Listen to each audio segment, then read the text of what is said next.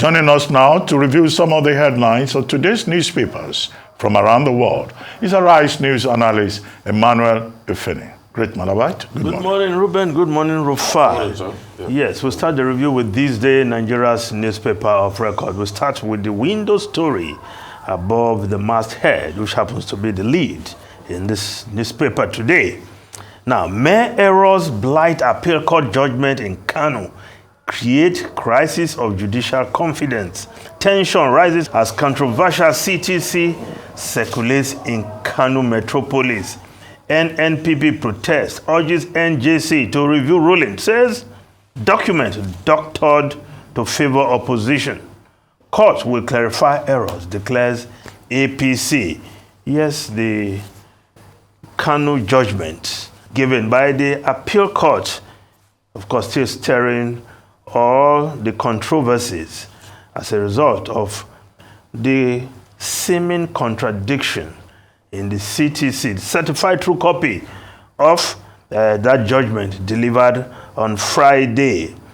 Now, other newspapers are feasting on this story also as their lead. The Daily Trust newspaper, appeal court insists on Governor Yusuf's sack, admits errors in certified judgment. Protest rocks Kano. NNPP approaches Supreme Court, rejects request for CTC retrieval. Judgment read in court more important, that's according to the APC. Contradictory verdict, embarrassing, scandalous, Yadudu, Falana. Of course, we can see photograph of persons in Kano who are either protesting or rejoicing. Now, the Nigerian Tribune also has this story as its lead.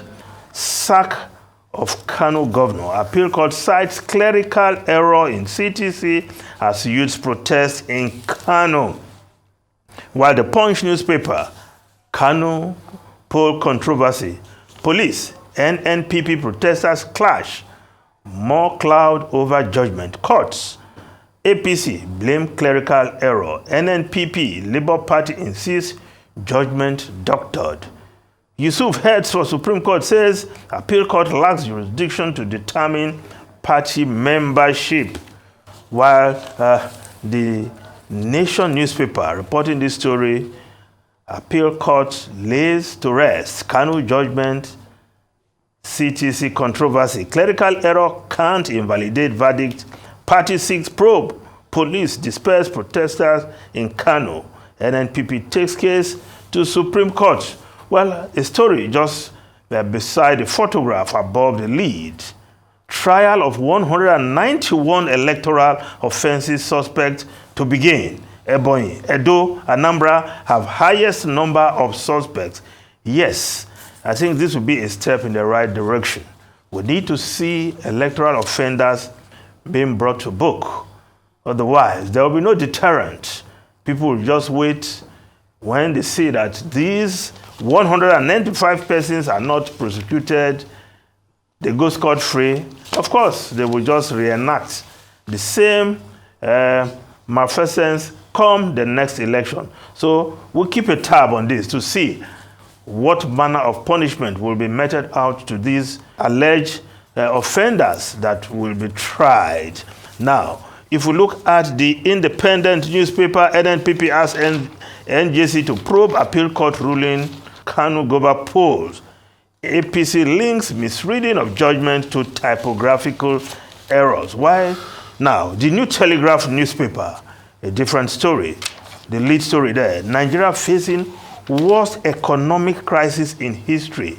Abdullahi says there's need for National Assembly committees, federal government, to work out ways to get economy back on track.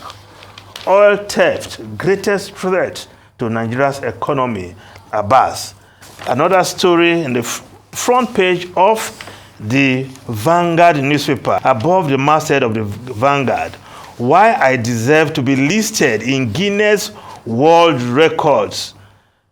Tinubu, that's the president. President Bola Ahmed Tinubu of Nigeria. President Bola Ahmed Tinubu has said he deserves to be listed in the Guinness World Records for the reforms introduced since assuming office on May 29, 2023.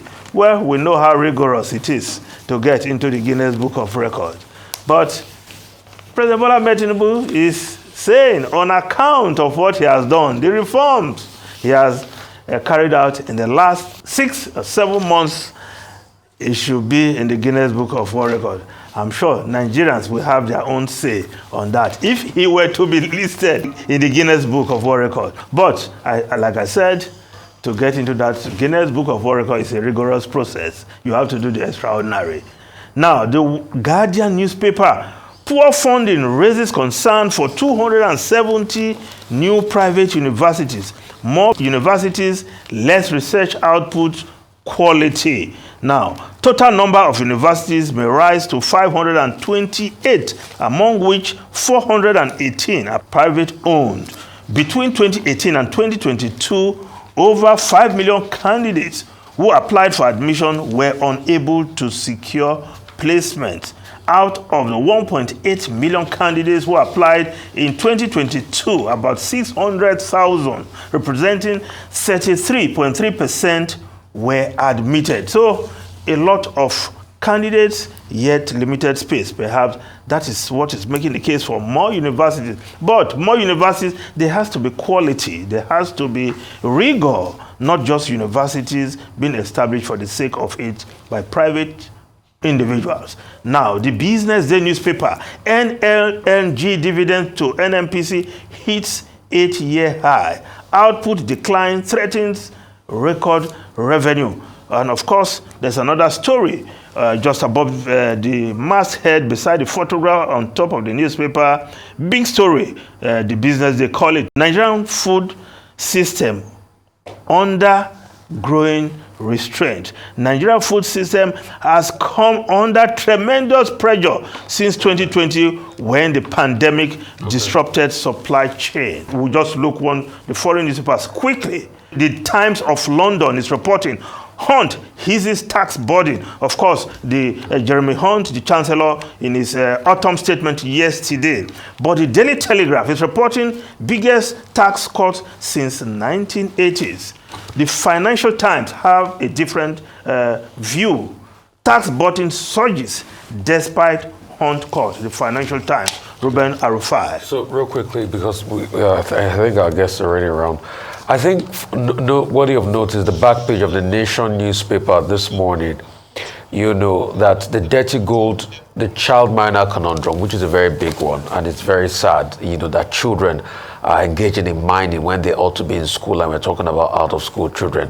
And real quick, for President Bola Tinubu that said he ought to be in Guinness Book of World Records, I think it's the suffering of Nigerians, you know, based on this economic situation and these policies made that should be in the Guinness Book of World Records. It's a lot of suffering out there, and I think government should be able to help them out. Okay. You mentioned Jeremy Hunt. Yeah. Just to save time, state pension has risen in the fiscal plan by 8.5%, which means that pensioners are also going to benefit.